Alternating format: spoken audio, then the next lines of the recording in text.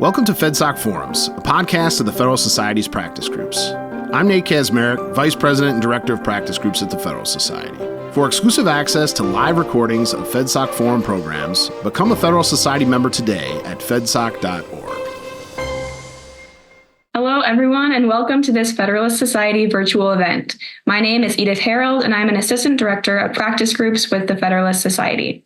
Today, we're excited to host this webinar on the current and future uses of the impeachment power, featuring Professor Ilya Somin as moderator and Professors Michael Gerhardt and Keith Whittington as our panelists.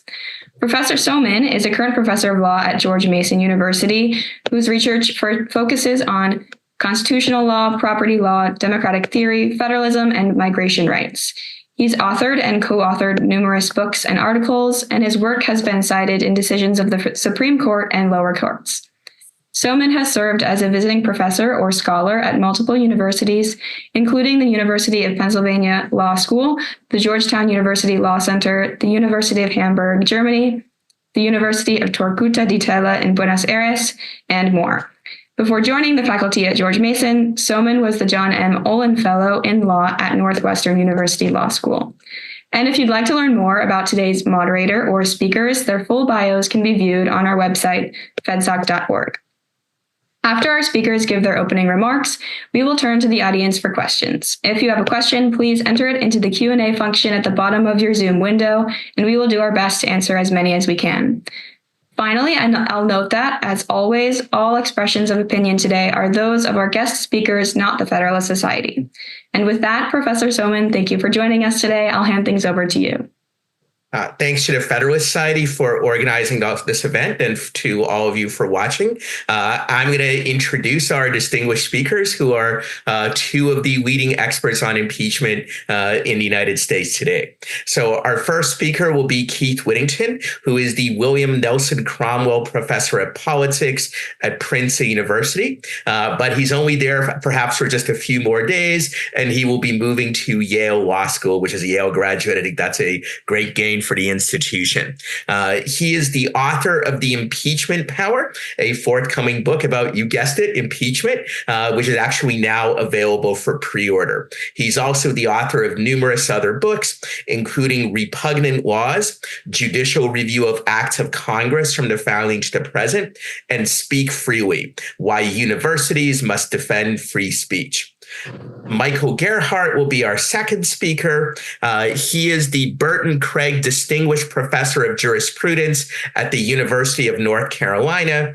His teaching and research focuses on constitutional conflicts between the presidents and Congress. And he is the author of 9 books, including 3 that are about impeachment: The Law of Presidential Impeachment, The Federal Impeachment Process, and Impeachment, What Everybody Needs to Know. So hopefully by the end of this event, he will have told us everything that all of us need to know about impeachment. I could go on, and if I told you about all of their achievements, I could take up the entire time doing that, but I think I should turn over the floor to the speakers. So Professor Whittington, if you could start speaking for 10 minutes, and then we'll switch to Professor Gerhardt for his 10-minute opening statement. Thank you.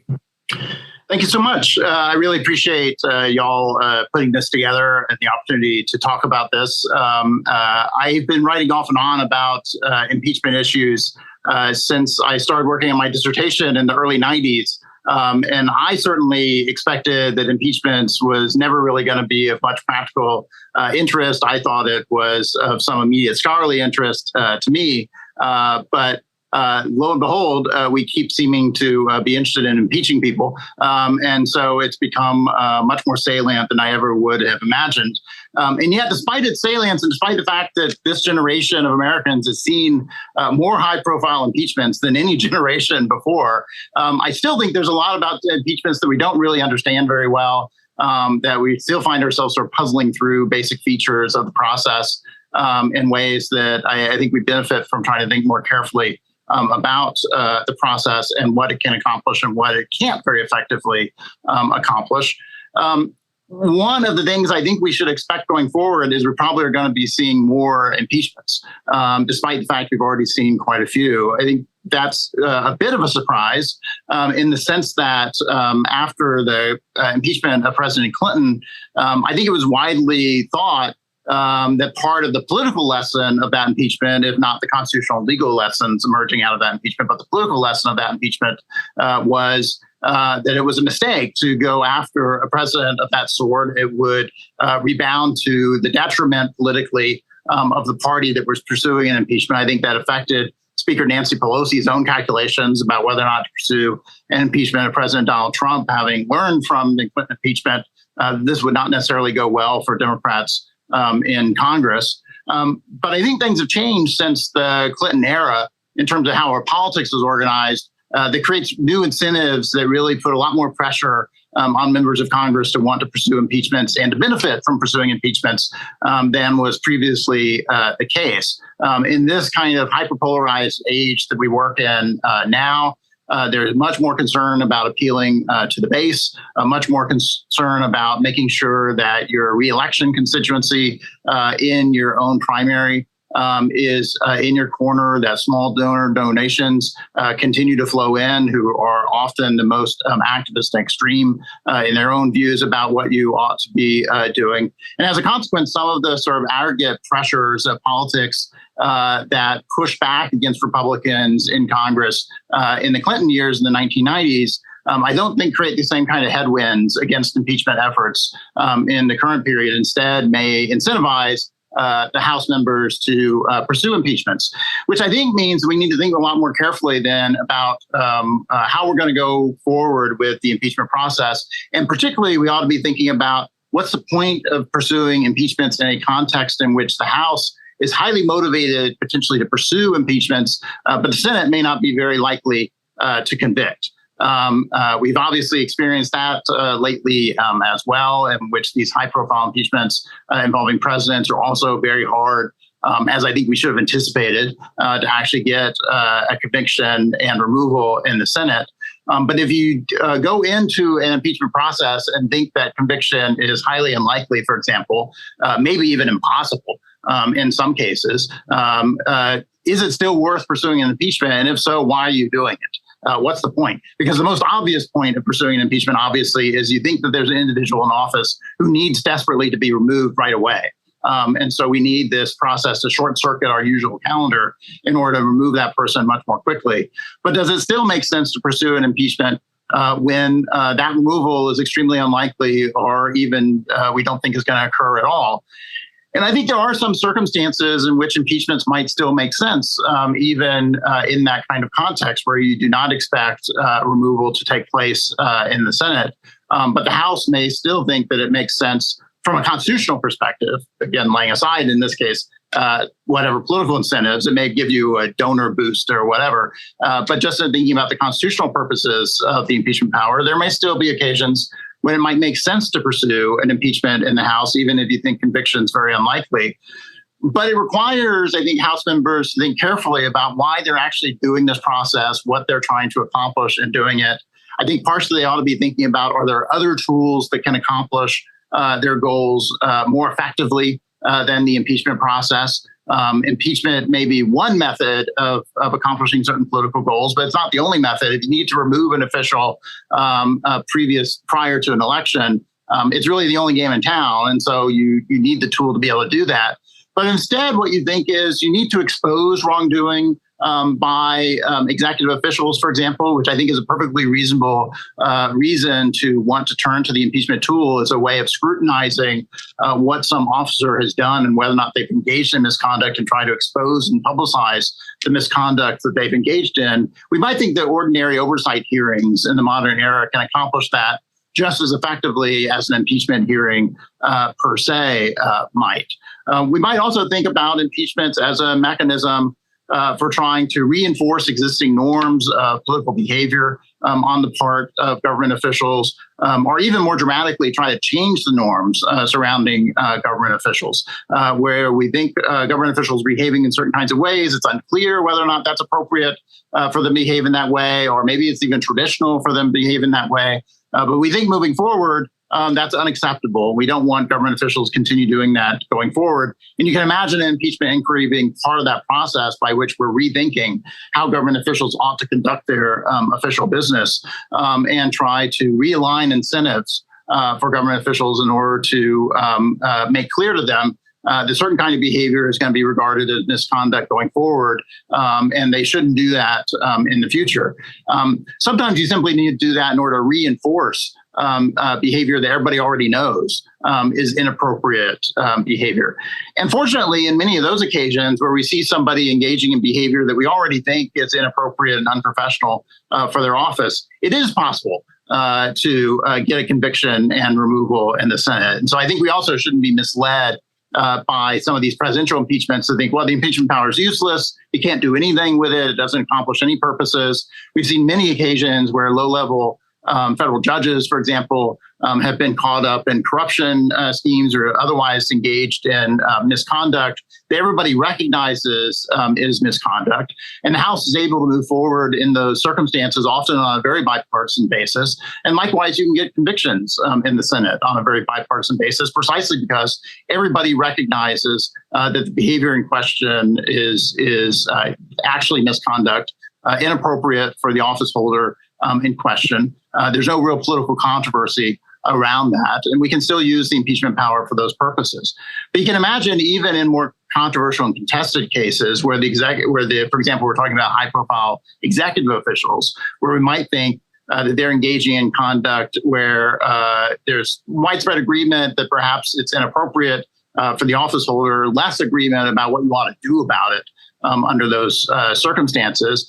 So again, imagine the Clinton impeachment scenario in which I think it was widely regarded that President Clinton behaved very badly. The real disagreement was what's the appropriate response given the kinds of actions he's engaged in. And you can imagine an impeachment, even if it's not going to successfully remove the president, you're not successfully going to get a conviction in the Senate, but just going through the House process reinforces the idea that this behavior is wrong. And we don't want to see future office holders engaging in this behavior. We want to create incentives to discourage future office holders from engaging in this behavior so they know it's going to be politically costly if they were to repeat this behavior in the future. And so laying down some markers about what we expect proper and improper behavior looks like is a reasonable use of the impeachment power. And sometimes that can be accomplished even if you're just moving through the House process itself. But I think if you're going to do that, you have to be self-conscious about what you're trying to accomplish. And I think you also have to be careful about how you're doing it, because you don't want to send the opposite message, which is that you launch into an impeachment hearing, you wind up politicizing things that previously were a bit of a consensus. You wind up making people think, well, maybe it's just a partisan issue that I should engage in this issue. And maybe if I don't get convicted in the Senate, maybe the lesson that politicians learn going forward is this isn't a serious threat. And I can engage in this behavior and get off scot-free at the end of that process. And so even if you are morally outraged as a member of Congress and think something needs to be done about this government official who, in your view, is behaving very badly, I think you have to be thinking very carefully about strategically what's the most useful thing to do under those circumstances, and will I actually accomplish the objectives I'm trying to accomplish if I pursue an impeachment rather than trying to pursue something else that might similarly send the same message or be more consequential in getting the effects that I ultimately want in the long term. So our next speaker is Professor Michael Gerhardt. Please go ahead. Thank you, Ilya, and thank you to the Federalist Society for the opportunity to appear today. And thank you to Keith for his always insightful and important insights into the process. So I have nothing to disagree with that Keith has said, though I am going to take a slightly different tack. For me, the big question that is really in the background, if not eventually in the foreground, when we talk about impeachment, is whether or not the Constitution matters. And more particularly, if it does matter, in what way? So I want to sort of take those are the questions I've sort of tasked myself to consider, but I want to suggest 4 different factors or developments, which I think help illuminate what might be the answers to those big questions. The first is, as Keith has already noted, is the difficulty in convicting presidents of the United States in the impeachment process. I think there are two big reasons for that. There could be more than that, but two particularly important reasons for us to flag. The first is the Constitution itself. The Constitution makes removal of anyone who's convicted in the impeachment process only possible if you get at least 2/3 approval in the Senate. Given the high stakes in presidential impeachment trials, it is highly unlikely you're going to get at least 2/3 approval in any circumstance to convict a president, no matter what that president did. Our paradigm case here is Richard Nixon. Nixon works as a paradigm case because there were a number of different factors then that made it possible, but none of those factors exist today. One of those factors was the possibility of bipartisanship. Another factor was a belief in the process that extended beyond just political or partisan concerns. And that belief in the process, I think, has really been weakened a great deal. But another important factor is the rise of political party fidelity. We know political parties are important, and they're not the kind of thing the framers perhaps didn't spend enough time thinking about. But in the context of impeachment, attachment to political party can be determinative. And so if the president has members of his party in sufficient numbers in the Senate, all the president has to do to avoid conviction is keep those members organized. And that's exactly what we saw with Clinton. It's also what we saw both times with President Trump. It didn't matter what the merits of the case happened to be. What mattered is, could they keep their fellow partisans together? And the answer has been yes. So it's going to be very hard moving forward, given the hyper-polarized atmosphere Keith described, to expect party members to throw their president under the bus. What made Trump's second impeachment trial perhaps interesting and significant is 7 members of his party crossed the aisle to vote to convict him. That's the largest number of people from a president's party to vote to convict a president in an impeachment trial. But it still fell 10 votes short. And so the future doesn't look particularly good when we consider how those factors, which make conviction nearly impossible, work together against conviction. The second big, development, which makes impeachment of presidents in impeachment trials difficult, if not impossible, is the advantage, I believe, that the presidency has in the process, and it's an advantage over Congress. One is the president still has the bully pulpit, and therefore the president's message can get out more clearly. But keep in mind also, presidents have an interest, and their lawyers have an interest in trying to define the process, particularly the standard for impeachment, that works to their advantage. So with Andrew Johnson, his lawyers argued, for example, that there has to be an actual crime in order for there to be an impeachable offense and in order to justify a conviction. That worked really well for them because Johnson wasn't really being accused of having done something criminal. With Bill Clinton, his argument was, well, not all crimes are impeachable. That worked really well for Clinton because he might have committed a crime, but it wasn't considered to be serious enough to rise to the level of impeachable offense. With Donald Trump, when we look at the first impeachment trial, the charge there was obstruction of Congress, as well as obstruction of justice. One of those, obstruction of justice, could be a crime, but Trump argued that wasn't going to be possible because he's the president of the United States, and the president basically is the law. And he can't obstruct himself, so to speak. At the same time, Trump argued against obstruction of Congress charges, there's nothing criminal there. And by the way, he also argued, if there is something criminal, why not try that first? So those different arguments gave, let's say, cover for Republican senators to vote to acquit. In the second impeachment trial of President Trump, the argument was that he had incited an insurrection. The House managed to craft its one impeachment article in a way that tracked the criminal elements of incitement of insurrection, and therefore what Trump's lawyers did in the trial was to argue that those elements weren't satisfied. All of that obscured the fact that you don't need a criminal offense in order to actually have committed an impeachable offense.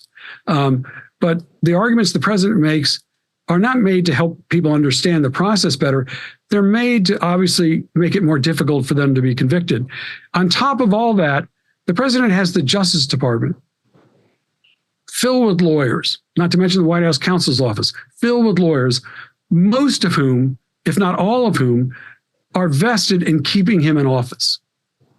That means you get a lot of legal arguments coming out from a lot of different people on the executive side that, in some respects, overwhelm whatever the congressional arguments have to be.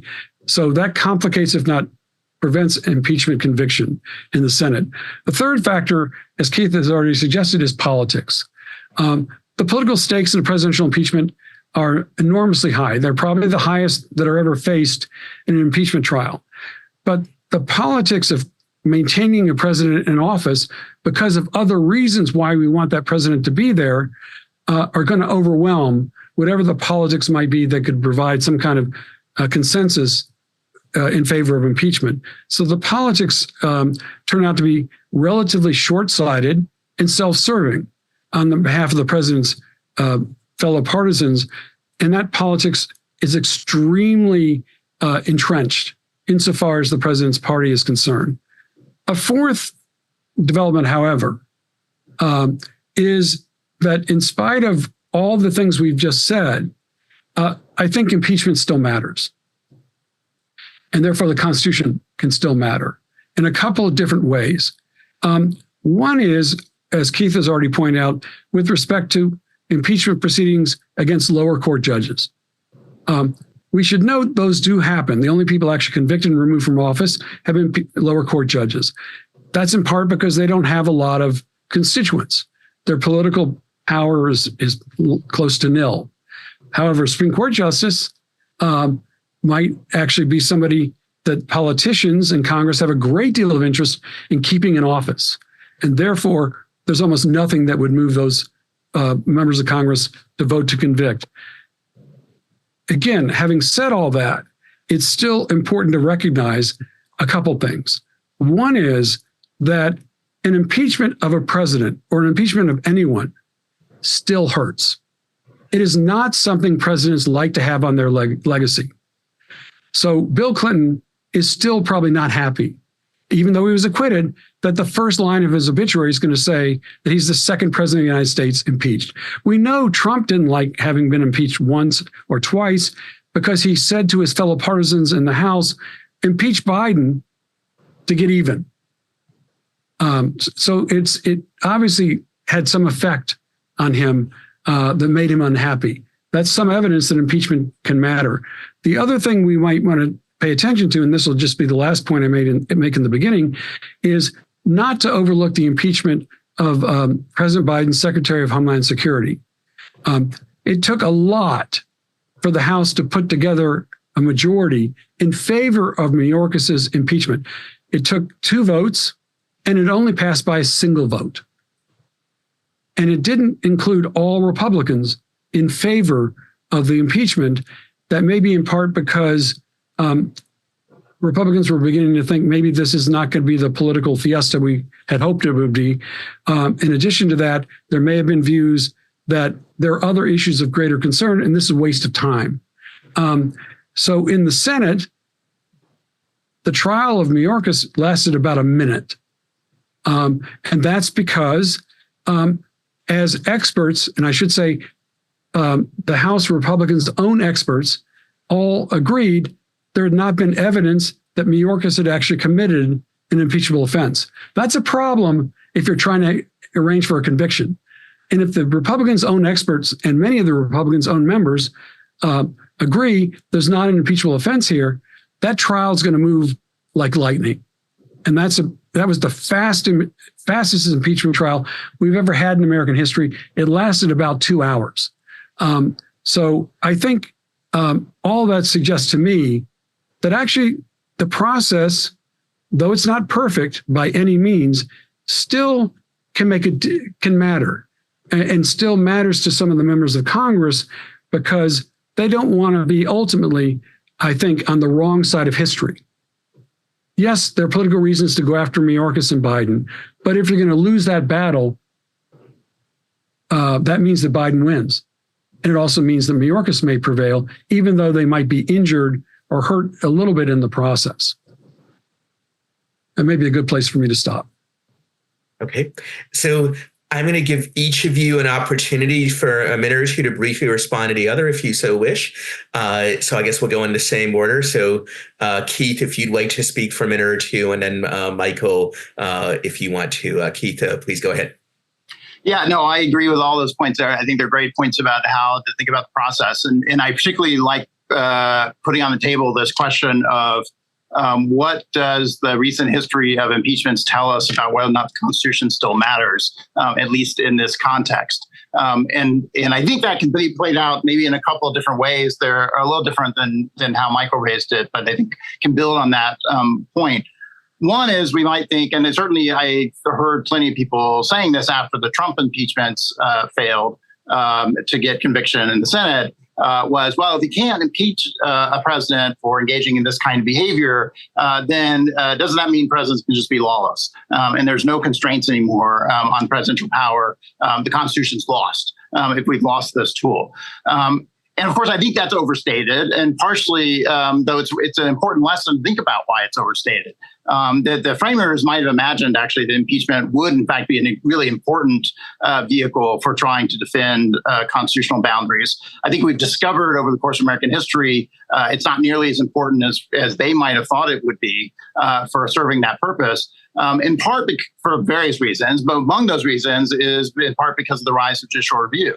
That if we think presidents violate the law, if we think presidents violate the Constitution, our first instinct is not going to necessarily be to impeach them. Our first instinct's going to be to file a lawsuit. And often that's effective in actually bringing them back to heel, reconstituting the rule of law against those violations. And so it's not necessary to remove an officer because of those kinds of violations.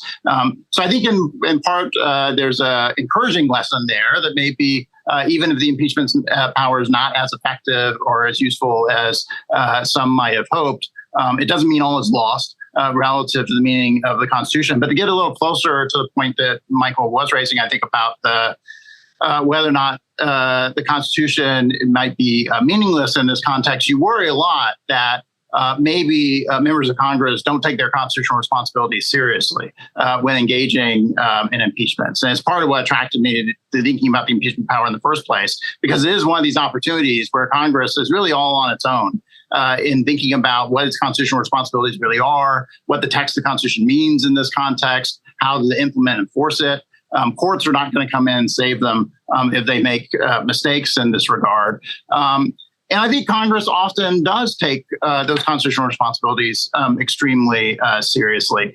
But I think we've seen in the context of these very high-profile political impeachments of presidents in particular, that it's really hard for members of Congress to balance what they perceive as their potential constitutional obligations and what the Constitution might require and their political incentives in those particular moments. And I think there is always a real risk that members of Congress will not do their full duty to the Constitution, either in trying to genuinely interpret what the Constitution requires and act accordingly to fulfill their duty as they understand it in these moments, just because they see it as too politically costly to do that. And that's always a risk with constitutions and elected officials, that if it's too politically costly to actually do what the Constitution says, there's often going to be a temptation to not do what the Constitution says. And the impeachment is not the only context in which that arises. But I think it may be a particularly visible context in which we see it arising. And so it requires a lot of pressure from the other side then to really tell members of Congress that even if it's inconvenient to do what the Constitution requires, they nonetheless should be faithful to thinking carefully about the Constitution in these moments and making a judgment that takes into account what they think the Constitution means and requires, and what's best for the constitutional system, and not just what's best for their immediate career. Professor Gerhardt? I agree with what Keith has said, so I just have 2 points. The first is, and again, this kind of echoes Keith's point that he just made, impeachments do not happen in a vacuum. So when you've got an impeachment of a president, cabinet member, for example, there's a lot of other stuff going on. We've got to think about what may be the competing legislative priorities at the time. What's the partisan makeup of Congress? That's all going to matter. And also what's going to matter is whether or not there are these other lawsuits, which actually may either take the wind out of the sails of an impeachment or perhaps help move it along. Famously, the Watergate tapes case, unanimous opinion ordering Nixon to comply, clearly gave momentum to a process that was already unfolding, at which point Nixon had to recognize, oh, he's now got 2 branches coming after him, not just one. That's a problem. The second related point is I think we can find some indicia of the effectiveness of impeachment from what presidents choose not to do. So, for example, Nixon thinks about not complying with the Watergate tapes decision, but ends up complying. That decision, in part, was shaped by his lawyer's recognition that had Nixon chosen not to comply, it's just another ground for impeachment. Trump thinks about firing Robert Mueller, but his counsel says, don't do it because you'll get impeached. So Trump doesn't do it. So, and part of the, one problem recognizing that presidents' decisions not to do things may be evidence of impeachment's effectiveness is we don't know all the things they've chosen not to do. It may not, building a public record on that is a very difficult thing to do, but it may help us to understand why, when we get in the middle of these presidential impeachments, people look back and say, well, why wasn't Wilson impeached for the Red Scare? Why wasn't Roosevelt, impeached for, let's say, lying to Congress about getting weapons to England? We could think of a lot of things presidents do that are not great. We can think of a lot of things that presidents do that are really bad. But impeachment does not always come up in those cases. And I think it's partly because there are other competing factors. And when we recognize other competing factors, there may be other ways to hold the president accountable for the misconduct without bringing out what one famous commentator described as the 100-ton gun of impeachment. So we have a number of questions in the queue, and I'll start off with the first one, which comes from Professor Josh Braver of the University of Wisconsin, my co-author in a forthcoming article, albeit not one about impeachment. He asks, can you explain why there was so much resistance among House Republicans to impeaching Mayorkas? Considering all the incentives for Republicans that Keith Whittington laid out, like small donors, wouldn't it make sense to do it and then just let the Senate acquit? Similarly, why the resistance among House Republicans to impeaching Biden? Isn't it just good meat for their base? So I think since this question comes out of points that Keith made, I'll throw it out to him first. But obviously, Michael, if you wish to comment as well, you can. Keith, go ahead. Yeah, no, I think the Mayorkas impeachment is interesting in this regard. And I don't have a really great answer, except that the impeachment charges per se didn't seem to get that much political traction. And so the amount of political upside to continue pursuing it, especially for those who are in more swing districts, didn't seem to be that big. And that probably undercut some of the movement that we might have otherwise have seen. It also struck me that at the time, some Republican members of Congress started to see this increasingly as a distraction, which goes again to this question about what's your best approach to dealing with the problems that you see. And if part of what you want to do is highlight problems at the border, highlight what you think of as executive branch misconduct and lack of efficacy, in dealing with problems at the border. Is the impeachment the best vehicle for doing that, or are you actually going to wind up muddying your message and building up sympathy for the administration rather than actually building support for the larger point it seemed like the Republicans were really more interested in, which is to get people to pay attention to the border. And so it struck me that the impeachment, as it was playing out and as it was developing, was not serving even the political purposes that people might have imagined it serving. I think likewise with Biden, it's easy to imagine that Republicans would be very happy to pursue an impeachment if they could find the right charge to do it.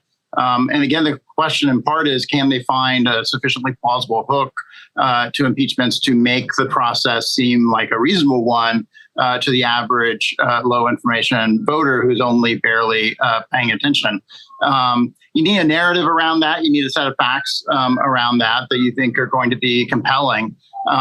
Because ultimately, one thing about having an impeachment process occur within an elected legislature is it's inevitably political. And one of the things that makes it inevitably political is it means that the people who are involved in that process, House members in this case, thinking about whether or not to impeach in the first place, ultimately have to go back to their constituents and explain what they did and have to explain this was a good decision I made, either to pursue the impeachment or not to pursue an impeachment, as the case may be.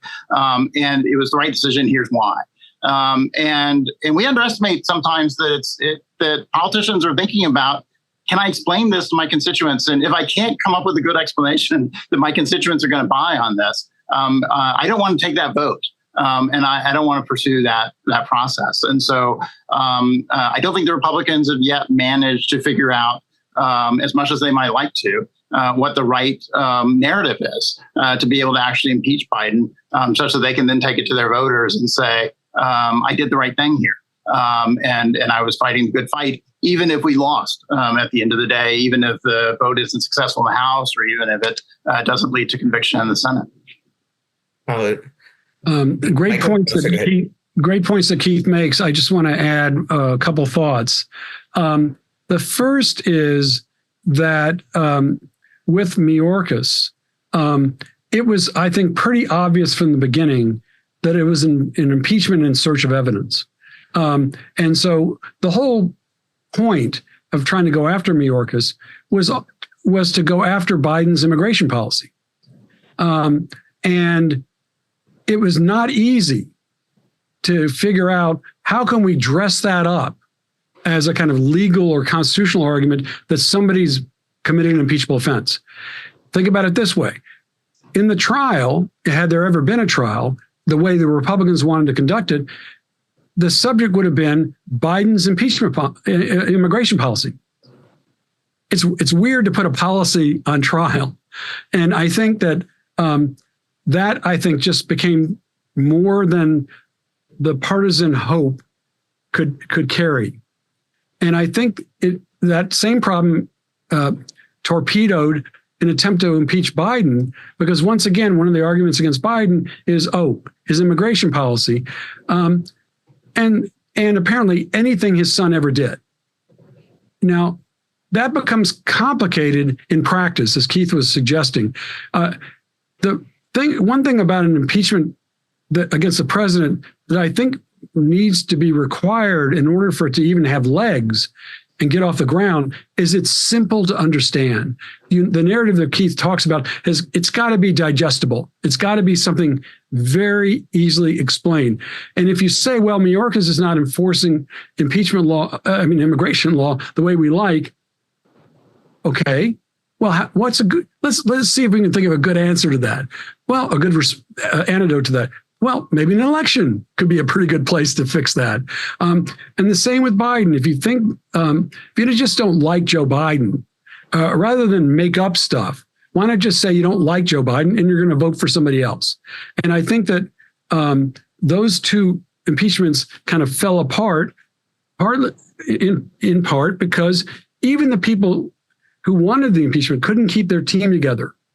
Keep in mind the witnesses kind of went rogue. And they started saying, you've got no case. Ken Buck, a very conservative Republican, said, look, I think this is a waste of time. We should not do this. When you've got that kind of, let's say, dissent, it hurts the narrative. And the narrative is never simple or clear cut or even supported by the facts with either Mayorkas or Biden.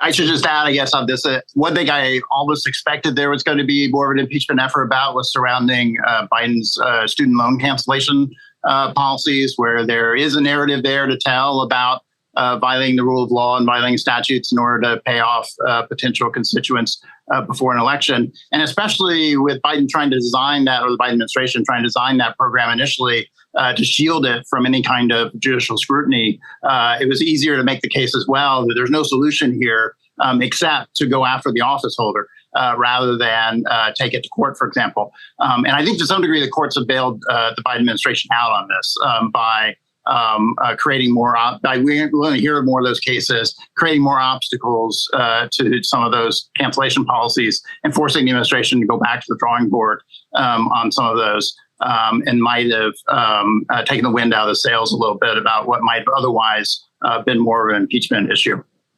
And if I may add to what Keith just said, one of the original purposes of impeachment was that it was designed to go after misconduct that the law couldn't really address.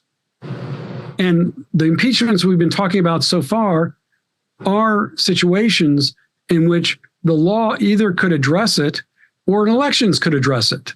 But that's not what impeachment's designed to do. So, for example, a classic instance of impeachment misconduct insofar as the framers are concerned would be if a president lied to the Senate in order to secure a treaty's ratification. You can't go to court to fix that. An election's not necessarily going to fix that. Of course, removing the president would facilitate that. But impeachment ends up being ideally designed for that because it's an abuse of power that isn't redressable through other mechanisms. So we're going to move on to the next question, which comes from an anonymous audience member. This one is perhaps a little bit simpler. Will the Supreme Court's decision on immunity increase the use of impeachment? Of course, we don't yet have the Supreme Court's decision on immunity, but perhaps the two of you can tell us, what the impact might be depending on, what the court might do. Should I jump in first? Yeah, if you have thoughts, I'm thinking. Let me make a quick phone call. No, I'm just kidding. I think in that circumstance, what we've got is a situation in which the court's opinion certainly could result in a need or an incentive for impeachment to address things.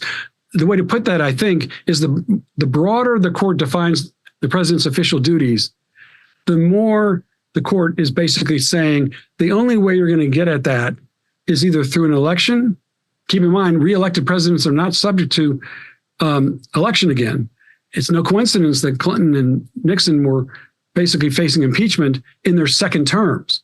And then I think, and with regard to that particular circumstance, with the broader the official duties of a president are defined by the court, the narrower the mechanisms for addressing presidential accountability for the particular misconduct becomes.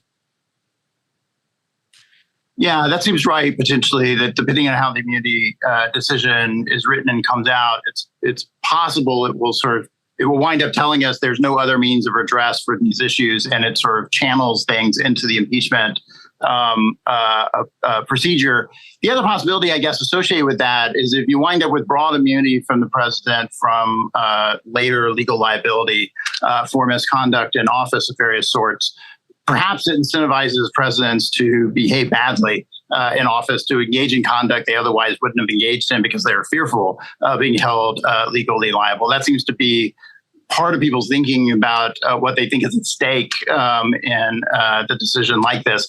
I have to admit, I'm quite skeptical that presidents will alter their behavior one way or another, depending on how this immunity issue comes out. I don't think this worry about future legal liability weighs very heavily on the part of presidents. And so I doubt that you'd find up with a immunity decision, for example, really incentivize presidents to go out there and engage in all kinds of real misconduct that then encourages Congress to say, oh, wait a second, now we've got a string of really abusive presidents we have to rein in because the Supreme Court has unleashed them through the immunity decision. So my suspicion is the effect here will be fairly small. If I may add to that just a little bit, it's just a simple fact that lawsuits take time. And so if you're going to challenge something the president's done in court, you're not going to get any answer to that for at least a couple of years. So generally speaking, the case is going to move very slowly through the legal process, in which case, whatever the complaint is just kind of lingering there. And maybe it's the kind of complaint that by lingering there hurts the president's reputation or popularity to some extent, but that's the worst of it. The longer the case takes in court, the better off in many respects the president is, because it doesn't affect his daily decision-making. We have more questions. Here's one from another prominent legal scholar, Professor Harry Pullman. He asks, if impeachment is yet effective, not so much as a way to remove officials who have engaged in misconduct, but rather to reaffirm the standards of conduct that are expected, as Keith Whittington said, or to deter presidents from engaging in more misconduct than they otherwise would have engaged in, as Michael Gerhardt said, then why do so many constitutional commentators complain that the country continues to move in the direction of an imperial and unaccountable presidency?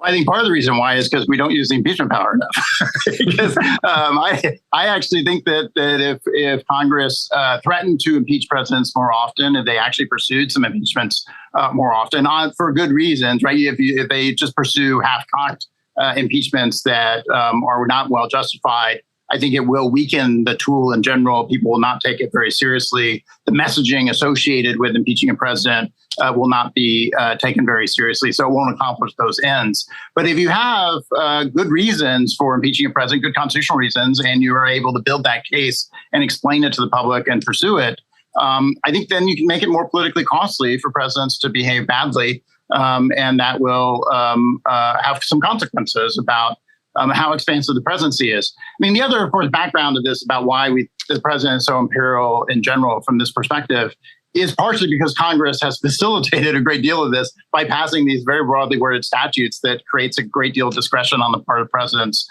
more broadly. And so one of the challenges, whether we think about it with Mayorkas or Biden and the immigration policy, or even the student loan context, is then you're stuck with this question of really trying to parse these very broadly worded statutes and say, well, did the president or Mayorkas actually have the power to do this thing that we think is very abusive? And it's not actually easy to tell in a lot of these circumstances, because there's a plausible legal argument to say, well, Congress invested us with a lot of authority to make these decisions. And so it makes it harder to pursue an impeachment if you actually want to do that, because it's harder to show they actually were abusing or seizing power they didn't actually have. And it goes to the point that in the background, Congress is busily empowering the president to make all kinds of choices, because Congress would rather have the president making the controversial calls rather than Congress have to actually make an immigration policy, for example. I agree completely. I do think that if you remove impeachment, or having impeachment as a check, or for that matter, if you remove impeachment as a check, let me rephrase it. If you remove impeachment as a check, that may facilitate or help sort of nurture the presidency into an imperial office. But I think it's already moving in that direction because of all the delegations Keith just described. Over the 20th century and even into the 21st century, the presidency has grown stronger, in part because Congress has allowed it to grow stronger. And that's just separate from impeachment. I don't know that impeachment is going to have much effect on the growth, maybe even the inevitable growth of the imperial presidency. And just on top of all that, I think Americans, I don't know that I have the data to back this up, but I think that Americans, by and large, are more comfortable with the president doing things than Congress doing things. And of course, presidents can move faster than Congress can move. And that may be one reason why people like the president better than Congress. But if people like the president better because the president moves faster, facilitated by Congress, that's not going to change because of impeachment. And one of the truly remarkable things after the Trump administration is that you didn't have a similar sort of response on the part of members of Congress to rethink some of the delegation of power to the White House and to the executive branch that you saw after the Nixon presidency, where you had a serious move in Congress to say we need to re-empower Congress because too much has slid over to the executive branch. And real efforts then to try to figure out how do we restrict that, which they were not entirely successful in doing. It's a very hard task to try to do because they didn't want to give up all kinds of things in the process. But there was at least an interest in doing it. One of the amazing things about the Trump presidency and now the Biden presidency is there's lots of members of Congress who want to complain about those presidents and how they exercise discretion, but very little interest in actually redrafting statutes to say, maybe we need to give the president and the executive branch less discretion moving forward so they don't make some of these decisions that we don't like down the road. Even on relatively small things like how easy is it to build a border wall, for example, Congress appears to have a very hard time saying, well, even that bit of discretion we want to pull back in a very serious way to make it harder for presidents to engage in that behavior that we're going to call misconduct when they do it. But we're not going to take any statutory steps to try to make it less likely. I would note on the border wall question, the NDAA of 2021 actually does close the particular loopholes that Trump tried to exploit. There was an argument whether those loopholes existed in the first place. I think maybe they didn't, but Congress did fix that thing. But your larger point, I'm sure, is correct that there's a lot of discretion that Congress has made little, if any, effort to fix. I agree on both points. About the loophole, I think was legally dubious in the first place that the administration exploited. But Congress, even then, remarkably slow about trying to tighten it up to make it less likely to be used that way in the future. Yes. We have further questions. We'll try to get to as many as we can in the time available. The next question is, I'm interested to hear the panel's thoughts on impeachment and the political questions doctrine. Are there any instances where the political questions doctrine would not prevent review of an impeachment case? Justice Souter's concurrence in Nixon versus United States mentions if the Senate were to do a trial by coin toss or convict because the person is a bad guy, this is the case of Judge Walter Nixon, a lower court judge, rather than President Richard Nixon. The two should not be confused. So the question is sort of about whether there are any limits to the doctrine that matters related to impeachment or political questions that courts are not supposed to review. Yeah, so I have a chapter in the book now available for pre-order that talks specifically about political questions. I think both as a doctrinal matter, there's good reasons to think that the courts will stay out. I also think as a pragmatic matter, it makes sense for the courts to stay out. So if you have a Senate, for example, willing to convict people on the basis of coin tosses or because we think this is a really bad guy holding the office, if I was a Supreme Court justice, I would not be quick to want to jump into that and think somehow I will be immune from being the next person who's going to get the coin toss after the president on this front. If the Senate has gone that rogue, the court's probably not going to have the capacity to do much about it. And so it makes a lot of sense, I think, for the Senate for the court to stay out of this, except potentially on some very marginal issues on the side, some procedural issues associated with the impeachment power that perhaps Congress is more willing to tolerate judicial interventions in. It's notable that some state courts have been more interventionist on the impeachment power than we've seen the federal courts be on this front. But I'm quite skeptical that we'd ever see the U.S. Supreme Court being willing to make a significant decision constraining Congress's authority under the impeachment power. I think the coin toss example is ultimately not a very hard question because of what Keith just said. Members of the House, members of the Senate will make their decisions based on whatever they're going to make them on. And it could be as dumb as you could possibly imagine, but that's not going to be subject to judicial review. After all, these members of Congress are, among other things, politically accountable for their arguable mistakes. I think the harder case is if the Senate tries to claim that it convicted a president, but it didn't necessarily pass that 2/3 approval threshold. In other words, the violation of an explicit safeguard, then it becomes much more like Powell versus McCormick. And I think, therefore, it becomes more likely there could be judicial intervention. That's the kind of question that keeps me up late at night. So I think we have time for perhaps one more question. So we'll go with this one. Thanks for the insights on the impeachment powers. My question is, how do you think the next potential impeachment, if any, will occur? I think something that wasn't discussed is the role of the judiciary. If the executive has a majority of justices who align with his political philosophy, could that also affect the impeachment process? I think the vast majority of Americans would see it as a political fiasco, given the stakes in partisanship in our government.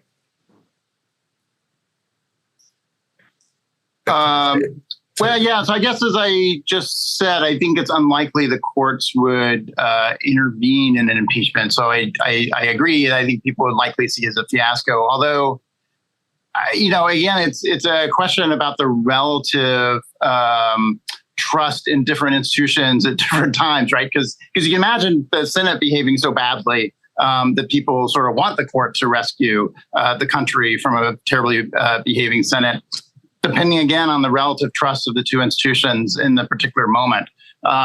So it's hard to say from that front. As to where sort of next impeachments will come from and where they're going to go, it would not surprise me if we see more presidential impeachments in the intermediate future, if not the immediate future, at least.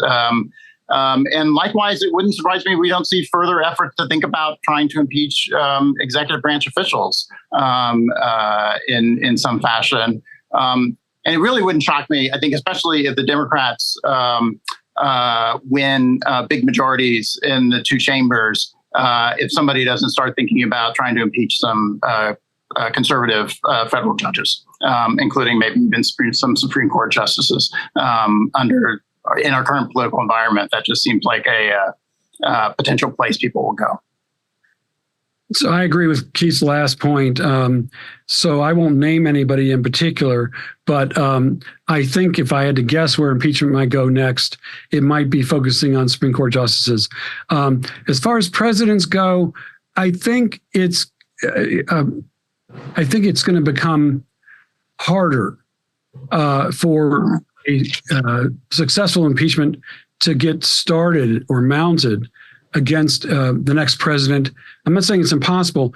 It may be a little harder. And I say that in part because the examples, the small set of data we have with the Biden and Mayorkas cases demonstrates that even when there's this hyper partisan divide, as Keith just described, and as we all know, it still didn't result in a conviction. And it barely amounted to an impeachment. And I think, let's not lose sight of the fact it took a long time for House managers to get named after the Mayorkas impeachment, I think in part because they couldn't agree on what they were going to argue in front of the Senate. The lesson, therefore, could well be, well, if we're going to go after the president or a high-ranking official like the Attorney General or Supreme Court Justice, we've got to have something concrete. And now they may be able to come up with something concrete. But in the absence of that, I think impeachment's not going to be the first thing they think about. Last but not least, in my experience, and I could be wrong, I don't think Congress exits an impeachment process at the end of it with an increased appetite for impeachment. My experience suggests that members of Congress dislike it. They don't like having to go through it. And particularly after Clinton and Trump 1 and Trump 2, I don't think there were many people in the House or particularly in the Senate who came away thinking, that was really fun. Let's try and do that again. I think it was probably the opposite. We have only a minute or two left, so I'll give each of you a very brief opportunity to sum up any points you might care to sum up, and then we will conclude. I thank once again Federalist Society for organizing this, and all of the attendees for watching. No, I just say this was great. I really appreciate it. We covered a lot of important issues, got nice questions. As always, there's more that could be talked about. There are really important continuing issues about what counts within the scope of the impeachment power, for example, that it will never be done with. But they're important things to think about, especially when Congress is actually thinking about whether or not to impeach somebody. Important to actually try to think about what's your theory of the impeachment power, and what do you think is actually an impeachable offense. I'm going to end with 2 points. The first is to thank Ilya and the Federalist Society and Keith for the opportunity to do the program. It's a really great honor, and I appreciate it very much.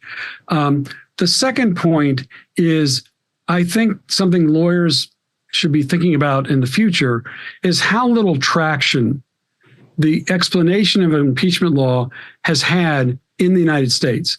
We went through Nixon, then we go through Clinton, then we go through Trump twice. At the end of it, it seemed like with each of these circumstances, everybody had to relearn the so-called law of impeachment, and they still got it oftentimes not correct. And so I think it's something that is a reflection of the hyper-partisan political divide we've got. Some people just don't want to get the law right, or they don't care about getting it right. But as lawyers, I'm going to venture to say that, and Keith, I think of as a super lawyer, but as lawyers and a super lawyer, I think we care about the rule of law, and we care about trying to understand the law as best we can without making stuff up. And I think we should think about, okay, why is it on a matter that's so high profile, there's still not as much traction insofar as understanding the process is concerned? That's something I think we all need to work on. Thank you both for your insights, and thanks again to Federalist Society for organizing this event. On behalf of the Federalist Society, I want to thank Professors Soman, Whittington, and Gerhardt for the benefit of their time and expertise today. Thank you also to our audience for joining us. We greatly appreciate your participation. Check out our website, fedsoc.org, or follow us on all major social media platforms to stay up to date with announcements and upcoming webinars. Thank you once more for tuning in, and we are adjourned. Thank you for listening to this episode of FedSoc Forums, a podcast of the Federalist Society's practice groups. For more information about the Federalist Society, the practice groups, and to become a Federalist Society member, please visit our website at fedsoc.org.